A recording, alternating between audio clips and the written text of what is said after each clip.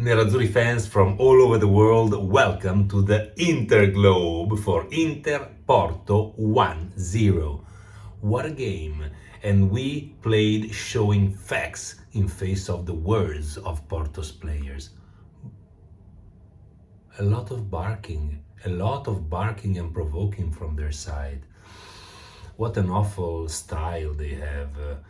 Really, rude, overacting in every possible way, daunting and following the referee and asking for things that really make no sense. In particular, Octavio, what a disgrace to see a Champions League game with this sort of behavior. Anyway,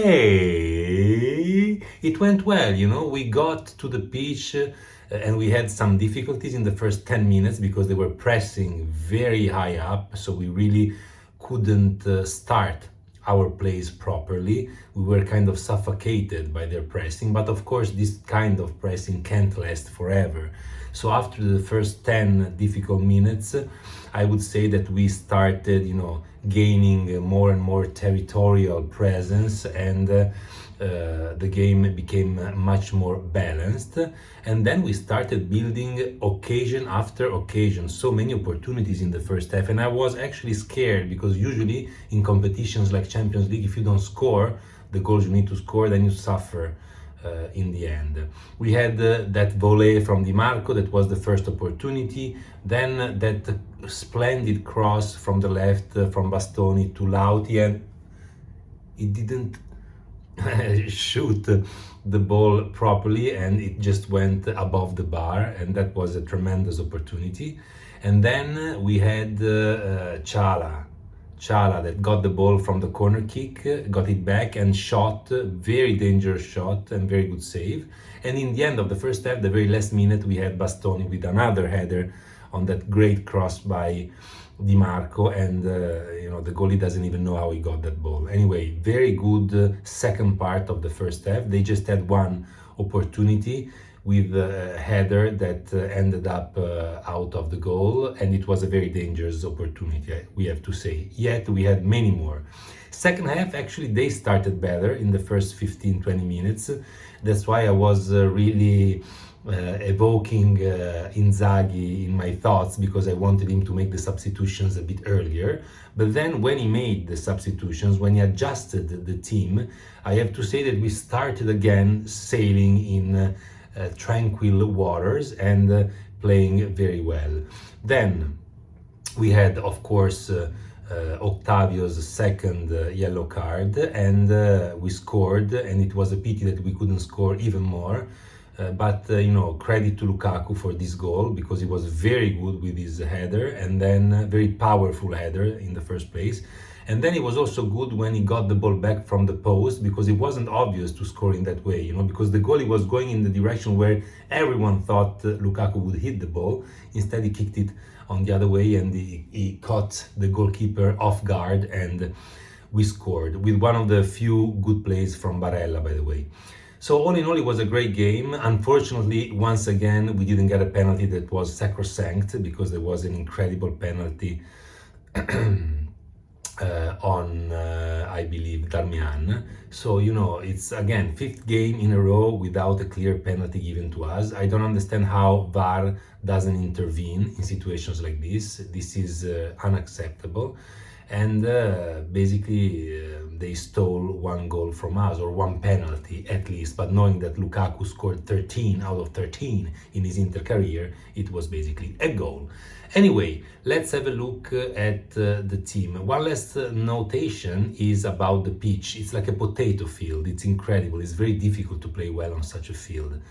And one player who suffered because of the conditions of the field was Onana, because he had difficulties in playing the ball with his feet. And often when he made mistakes, he was looking at the ground, because it was really not helping, let's say, to control the ball and to make it circulate with agility. Anyway, Tiramolla Onana, it's a 6.5, because apart from these little mistakes with his feet, he made a couple of good saves and one miracle in a play that ended up being offside, but it was really, really amazing the way he saved those couple of balls in the same play in the second half.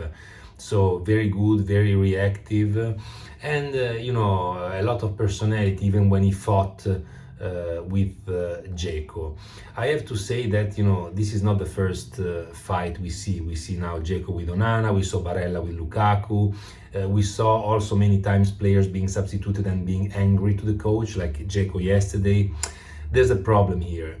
Inzaghi doesn't have the right personality to manage these problems, and I have to say that I wish Riccardo Ferri did a better job as well, because with Oriali, remember what happened with Lauti when Conte called him Fenomeno del Cazzo when he was substituted. Oriali came in and made sure to smooth things out. So I hope that Ferri is doing this, because it's not clear from what we see and the behaviors of the players. It seems like they're a bit like loose dogs, they do what they want and they feel very instinctively without a lot of discipline, and that's a pity. Anyway, Tiramalo Onana 6.5 because of these saves. Skriniar 5+. Yes, he also made a great save in that play where Onana made a couple in the second half, but in the first half he gave the ball on the feet of the opponents inside the penalty box, the penalty area, twice. So twice he made incredible mistakes. One was a header and he gave it to the opponents, and the other one was a shot. He was trying to kick the ball away. So these mistakes are not acceptable in a game of this level. So even though he made that great save in the second half, it's a 5+, because it's not the Skriniar we are used to know. Acerbi 6.5, so a very solid performance. What I love about him is that even if he loses the first balls, the second ball he still fights.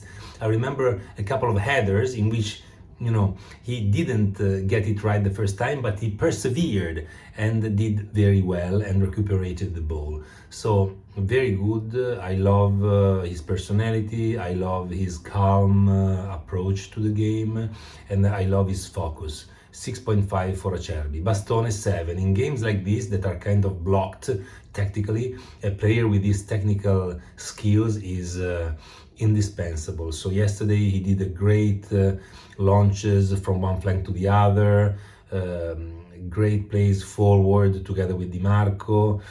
He also recuperated a couple of balls in defense, which is not very usual lately, and so his game was great in both phases. And as we mentioned at the end of the first half, he almost scored with this header. So 7, great game from Bastoni. Happy to see him like that. Darmian 6.5. Darmian is a player that doesn't give you the impression that he will put energy and excitement in the fence when he plays, yet sometimes he actually does, and one of these times was yesterday. He did recuperate that ball in the first half in such an energetic and powerful way that the whole stadium applauded. And of course he actually suffered a penalty kick. Okay, they didn't give this penalty to us, but it was crystal clear, so that's something that goes to his credit. Darmian 6.5, Barella 5.5. He alternates good plays with absurd plays, so he keeps the ball too much in his feet. He doesn't make it circulate well enough and fast enough, and this is a real problem, because with a team like ours that doesn't excel in dribbling, passing the ball fast is fundamental. And as the Brazilians say, the ball doesn't have lungs, so you can afford to make it run fast, and he didn't. He had a couple of great shots and even the assist to Lukaku in the end, so that's why he goes from 5 to 5.5. But all in all, he was creating more confusion than constructive plays, and he was the worst player in our midfield. Sultan of Swing, Çalhanoğlu. I love you. Chala, I love you. I just love you. You are immense, monumental, incredible.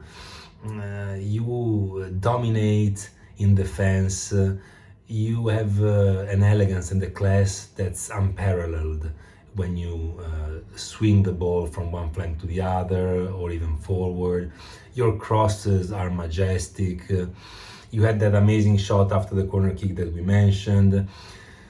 I don't know what to say. You're just a blessing for Inter. 7.5, best man on the pitch. Mkhitaryan 6 minus, playing too much, making too many mistakes. I justify him because he really played a lot, and I give him a 6 minus. But he needs to rest a bit. He can't be always on the starting lineup. So I hope that in Bologna, Brozovic will take his place for the next match in Serie A. Mkhitaryan 6 minus. Drone delivery Di Marco 6.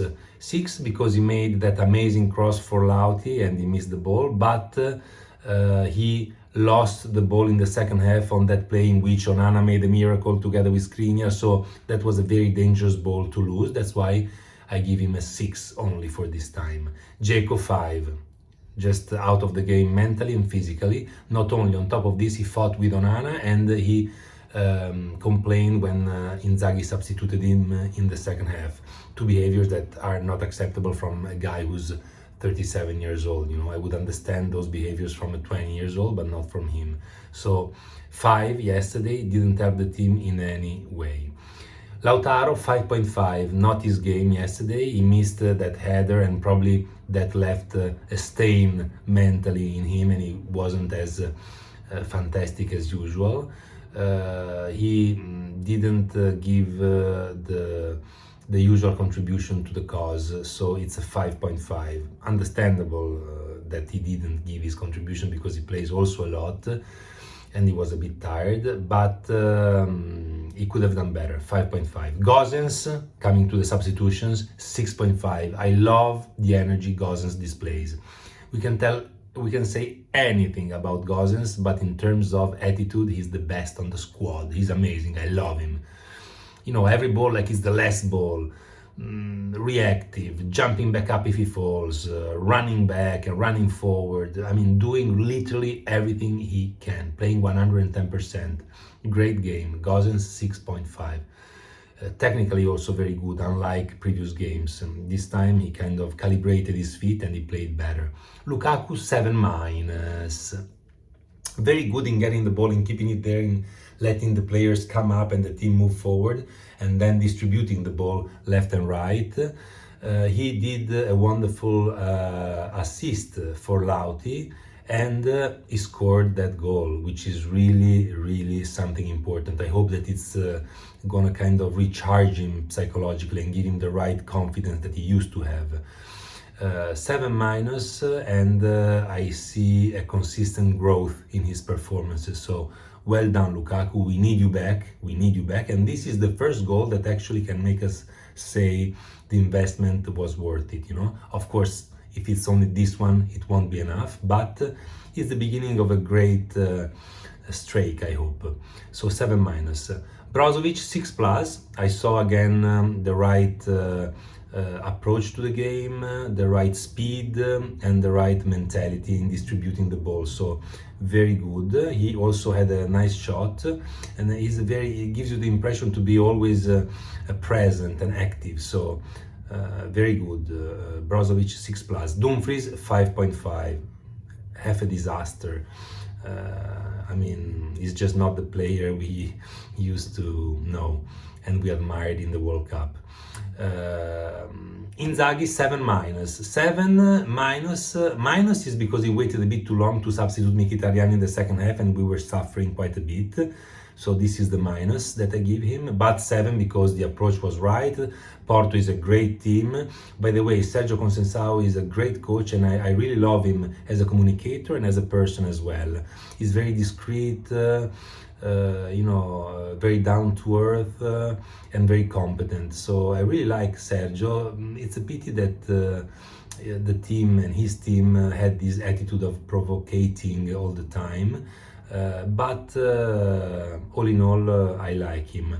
And I wanted to mention that about Inzaghi and the 7, that I really like the fact that he had Dzeko on the starting lineup, because we were not gonna suffer Porto's play in the first half. We were going to attack. That was the plan, obviously, right? So when you attack and the spaces are really, really tiny, it's not easy for a player like Lukaku to excel. So Dzeko should have been better in theory. Then it turned out not to be so.